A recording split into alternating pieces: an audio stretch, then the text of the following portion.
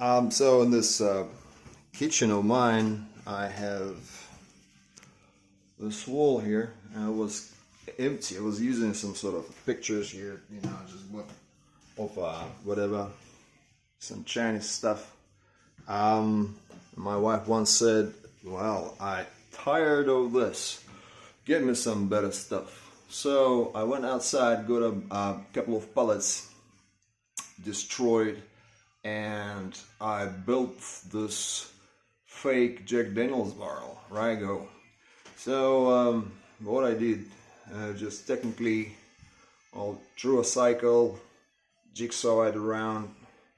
Okay, got a very thin piece of wood right there, so you can actually easily bend it around, and it'll just look like a metal one. And I even made a little clip there, like this. How it goes, there and there, and well, pretty like it.